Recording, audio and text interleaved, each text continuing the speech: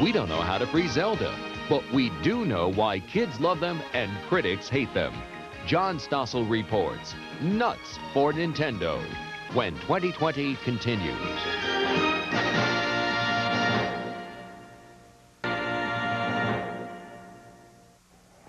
It may be the most addictive toy in history, and it's definitely the hottest thing this Christmas.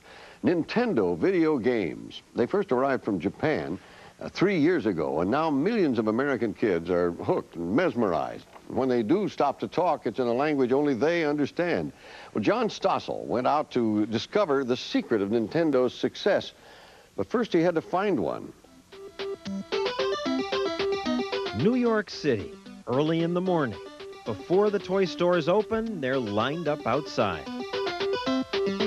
I'm in line too because the director of 2020 said, "Stossel, I hate to ask, but you've got to help me get my kid a copy of Super Mario Brothers 2. This man came all the way from Indiana to get one. He came 1,000 miles just for this game? Yes. I've done 7 stores a day for 3 weeks now, and I cannot find it. I have to live with my kids for the rest of the year, so I have to have this on Christmas Day. So to please the kids, they line up at the few stores that have been able to get copies of the hottest Nintendo games, Mario 2 and The Adventure of Link. Can I have Super Mario Brothers 2? Now what's Nintendo, you ask, and why should you care? Well, I think it's something you should know about because it's captured America's children. School bus drivers report the kids are talking less about clothes and sports and what Joe did to Jane, and more about... When you get to those things that go up and down, you just jump on them. After school, even on the day that brings the first beautiful snowfall of the season. Everyone's eager to get inside the house so they can rush to get to the television set. Now, usually they don't play together. We invited them to a Nintendo party. They pop the cartridge into this deck, which attaches to any television set. These controls direct the characters. The better your eye-hand coordination, the better you do. Never has there been a toy that's been this successful. Bruce Apar is editor of a magazine that follows the industry. How big a hit is this? This is as big or bigger than anything the toy industry has ever seen. I'll give you one comparison. Barbie, which is an institution, does about $500 million a year. Nintendo does over 3 times as much. Now, why is it so successful? Well, the people in the industry say Nintendo simply has the best games. They come in 2 categories. Sports games such as tennis, hockey, football, boxing, all with good graphics and sound effects. Even more popular are the adventure games like Super Mario. They tend to have ludicrous plots. Mario is an Italian plumber who, under your control, enters the Mushroom Kingdom to fight off killer turtles and deadly ducks until he can rescue the Princess Toadstool. The kids love it. What's good about it? Birdo. He shoots the eggs out of his nose. And also there's this part where you can't go anywhere except for fall down a pit, but you pick up this thing and this rocket appears out of nowhere and it flies to another board. It's weird. And it's a big improvement over the first video games like Atari's Pong and Space Invaders, because today's computer chips are better. They have more memory. There's much more involved in playing the game, much more excitement. There's better use of colors, better use of music. It's not just stick figures anymore. We have literally over 100 different characters, people, animals, wizards, spells. You see this spread out over different worlds. When I say different worlds, entirely different sets. If you think about the way a movie is produced, there are levels with caverns, and you break into underground oceans. There are secret holes that you go into. The kids delight in finding new twists to the games, secret passages they didn't discover the first times they played, bizarre new weapons. You're throwing things that I've never even discovered in this game. Yeah, because you don't know. If you're a grown-up, you hardly do this. If you're a grown-up, you have work to do. Now, the chips, the technology that goes into this, was invented in the United States. Yet, the Japanese are the ones who make it a hit. Why is that?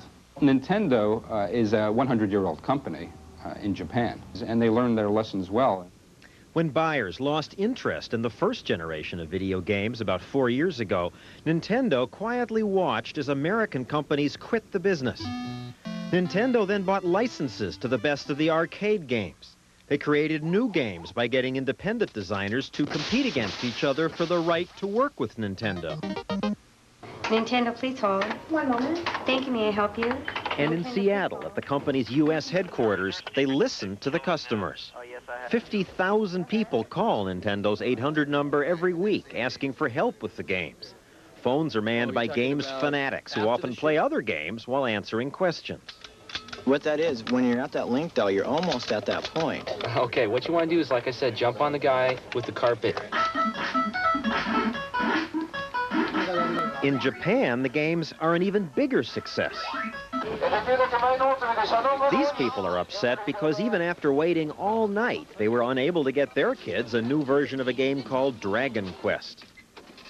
In the U.S., it's mostly Mario that they want. The last Super Mario Bros. 2 was just sold. They get upset. Well, they say, oh, can you take my name? Can you take my credit card, please? Can you do something? My kid wants it. His friend has it, and they're not friends anymore because he doesn't have it. All this makes me wonder, is the shortage real, or are they holding back supplies to increase the mystique? Coleco denies it, but industry insiders say that's exactly what happened with their Cabbage Patch doll a few years ago. The company shipped fewer dolls to increase the excitement. Today, some people in the toy business suspect Nintendo's holding games back.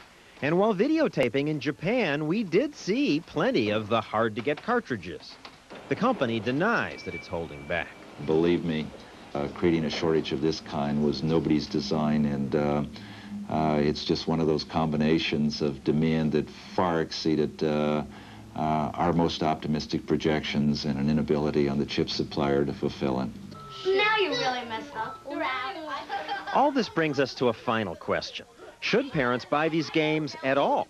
The National Coalition Against Television Violence thinks they shouldn't because they say they're bad for kids. Like, I like how you shoot the people with boomerangs and bombs. I just like jumping on things and killing them and shooting things. The coalition says this will make some kids act violently. Well, I don't know about that, but there's another problem. Watching the kids play, seeing the intensity of their interest, the word obsession comes to mind. I bet I'm much better than him at Zelda. How many hours you play a day? Around 1 or 2. 2 hours a night. It's a When lot. you should be doing your homework? Yeah. She doesn't like This it. girl's mother doesn't like the game. Because she thinks that you're going brain dead while you're watching it. Maybe you will be brain dead from staring at this thing all the time. No.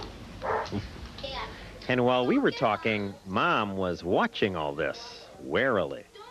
Gets their mind off school when they first come home from school, but then it gets their mind totally off school. So we had to take it away for a while because homework wasn't getting done, bedtime got pushed aside. What do you mean take it away for a while? I disassembled it and put it in the back of a closet for a while. But now you're letting them play again. Not as much.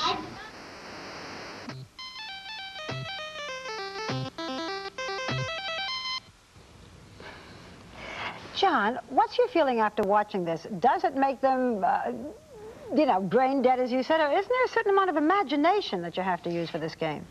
I think that's true, that it's not just like watching television. You have to use imagination. There are all these ways to handle the games. I think under the right time limits, it's fine. In fact, I got one while doing the story, and I'm going to keep it. For you, or would you give it to your child? Well, my 3-year-old likes kill ducks, and my wife and I stayed up till midnight playing it. And you don't mind the so-called violence in it? Kill ducks, kill ducks? They're animated characters, and I just think you have to pay attention and limit the time, and it's fine. Now I know how you're spending the holidays, watching right. Nintendo. Playing Nintendo. Playing Nintendo. Thank you, John. Now on to a much more serious report.